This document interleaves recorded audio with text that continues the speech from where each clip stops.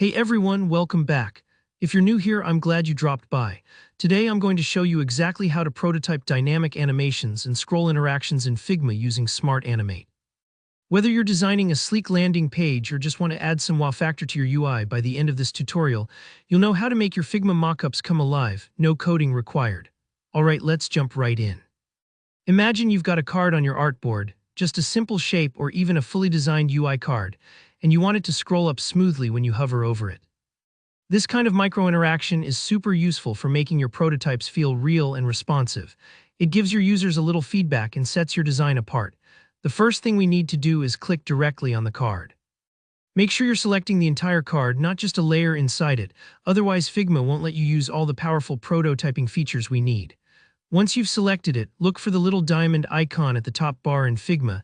This is the Create Component button. Go ahead and click it. Turning your card into a component is a crucial first step because variants and prototyping all work through components in Figma. Think of components as reusable, flexible pieces that can have different states, like resting, hovered, or clicked. Now, with your card still selected as a component, look in the right sidebar and you'll see something called variants. We're going to add a variant. What does that actually mean? Essentially, you're giving your component multiple personalities, one version for when it's sitting still and another for when you interact with it. So click plus to add a variant. You'll see another version of your card show up next to the first. Personally, I like to think of variants like movie scenes. Scene 1 is just the card, but Scene 2 will show it moved up, like it's reacting to your mouse. Now, on this new variant, select the card's contents and nudge them up a bit, maybe just 20 or 30 pixels.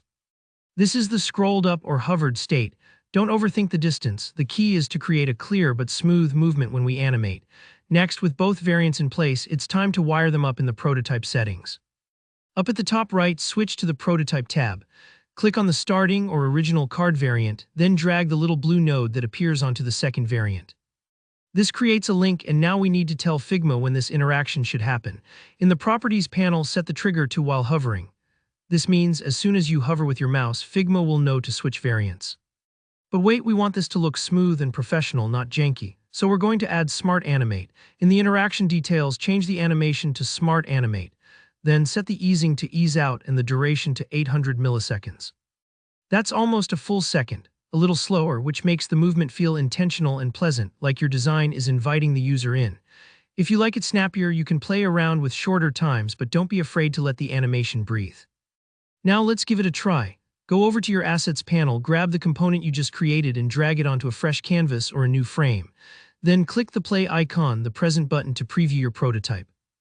Hover your mouse over the card and watch it scroll up, all animated and interactive. Don't worry if it doesn't work the first time. You might need to double-check that you connected the nodes in prototype mode, or that you're dragging the component instance, not the master component. And that's it, you've just learned how to create a scrolling animation on hover using Smart Animate and variants in Figma.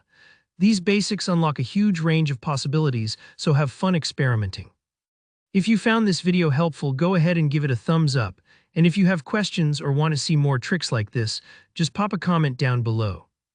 Don't forget to subscribe for more easy, detailed Figma tutorials. Catch you in the next one.